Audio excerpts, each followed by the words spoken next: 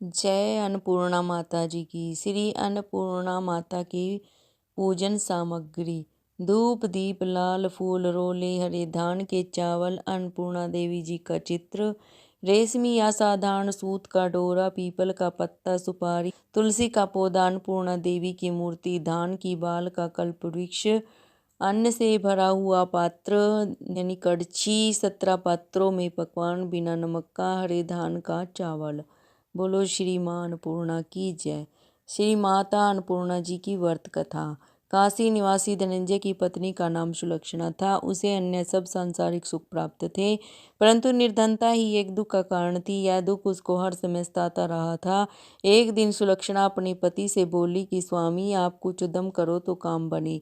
इस प्रकार कब तक काम चलेगा? सुलक्षणा की बात धनंजय के मन में बैठ गई और उसी दिन विश्वनाथ शंकर को खुश करने को पूजा में बैठ गया। कहने लगा कि हे देवादि देव विश्वेश्वर, मुझे पूजा पाठ कुछ आता नहीं है, केवल तुम्हारे भरोसे बैठा हूँ, इतनी विनती कर दो।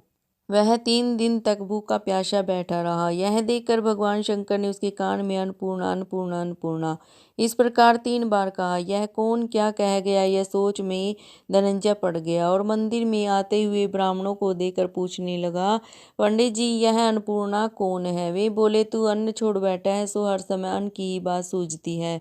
घर जा, अन्न ग्रहण कर। धनंजय अपने घर गया और पत्नी से सारा वृत्तांत कहा।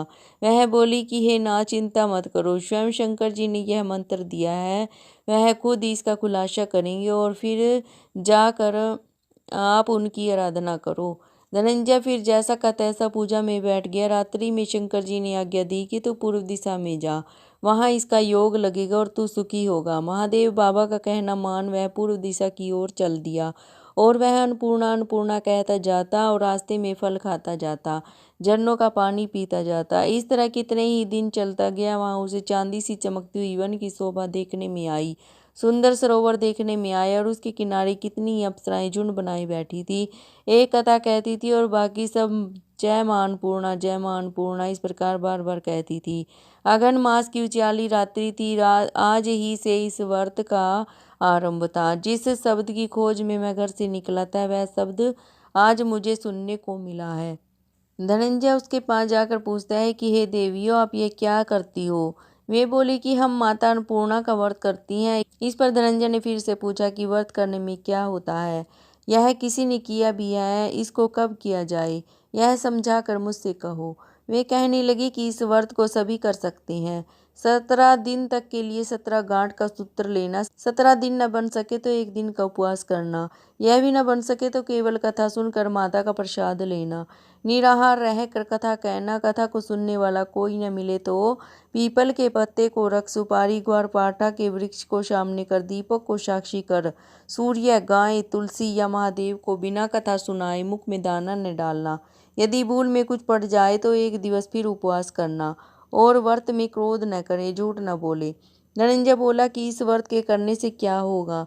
वे कहने लगी कि इसके करने से अंधों को नेत्र मिले, लूलों को पाँव मिले, निर्धन के धन आवे, बांझ को संतान मिले, मूर्ख को विद्या आवे। जो जिस कामना से व्रत करता है उसकी इच्छा पूरी होती है। धनंजय बोला, बहनों, मेरे पास भी धन नहीं है, विद्या नहीं है, कुछ भी तो नहीं है, दुखिया और दरिद्र ब्राह्मण हूँ, मुझे उस व्रत का सुख दोगी? हाँ भाई, तेरे कल्याण हो, हम तुझे देंगी। ले, इस व्रत का मंगलसूत्र ले। धनंजय ने व्रत किया और पूरा हुआ। तभी सरोवर में से किसकंठ की स्वर्ण सीढ़ी हीरा मोती जड़ी हुई प्रकट हुई। धनंजय जय अन्नपूर्णा जय अन्नपूर्णा जय अन्नपूर्णा कहता जाता था। इस प्रकार कितनी सीढ़ियां उतर आया तो क्या देखता है कि करोड़ों सूर्य के समान प्रकाशमान अन्नपूर्णा जी का मंदिर है। उसके स्वर्ण सिंहासन पर मां अन्नपूर्णा विराजमान है। सामने भिक्षा हेतु भगवान शंकर खड़े हैं। देवांगनाएं चंवर डुलाती हैं, कितनी ही हथियार बांधे पहरा देती हैं। धनंजय दौड़कर माता के चरणों में गिर पड़ा। माता उसके मन का क्लेश जान गई। धनंजय कहने लगा, माता, आप तो अंतर्यामी हो, आपको अपनी दशा क्या बताऊं? माता बोली, तूने मेरा व्रत किया है, जा, तेरा संसार सत्कार करेगा। माता ने धनंजय की जीवा पर बीज मंत्र लिख दिया। अब तो उसके रोम रोम में विद्या प्रविष्ट हो गई। इतने में क्या देखता है कि वे काशी विश्वनाथ मंदिर में खड़ा हुआ है। माता का वरदान लेकर धनंजय घर आया और सुलक्षणा से सब बात कही। माता जी की कृपा से उसके घर में अटूट संपत्ति उमड़ने लगी। छोटा घर बहुत बड़ा गिना जाने लगा। जैसे शहद के छत्ते में मक्खियाँ जमा होती हैं, उसी प्रकार अनेक सगे संबंधी आकर उसकी बड़ाई करने लगे। इतना धन, इतना बड़ा सुंदर घर, संतान नहीं तो इस कमाई का कौन भोग करेगा? सुलक्षणा के संतान नहीं है, इसीलिए तुम दूसरा विवाह करो। अनिच्छा होते हुए भी धनंजय को दूसरा विवाह करना पड़ा। सती सुलक्षणा को शोक का दुख उठाना पड़ा। इस तरह दिन बीतते गए। फिर अगन मास आया और नए बंधन से बंधे पति से सुलक्षणा ने कहलवाया कि व्रत के प्रभाव से हम सुखी हुए हैं, इस कारण यह व्रत हमें छोड़ना नहीं चाहिए। यह माता जी का प्रताप है कि हम इतने संपन्न व सुखी हुए हैं। सुलक्षणा की बात सुनकर धनंजय उसके यहाँ आया और व्रत में बैठ गया। नई वधू को इस बात की खबर नहीं थी।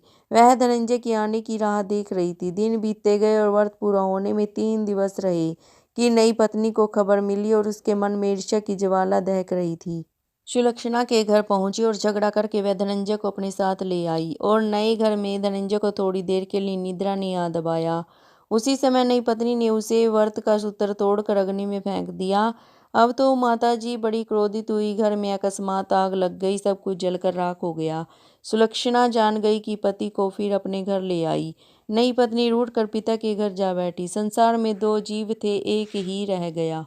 पति को परमेश्वर मानने वाली सुलक्षणा बोली कि हे नाथ, घबराना नहीं। माता जी की कला अलौकिक है। पुत्र को पुत्र हो जाता है पर माता को माता नहीं होती। आप माता में श्रद्धा रखें, फिर आराधना शुरू करो, वे अवश्य हमारा कल्याण करेंगी। धनंजय फिर माता के पीछे पड़ गया। फिर वही सरोवर, सीढ़ी प्रकट हुई, उसमें अन्नपूर्णा माँ कहकर उतर गया। वहां माता जी के चरणों में रुदन करने लगा।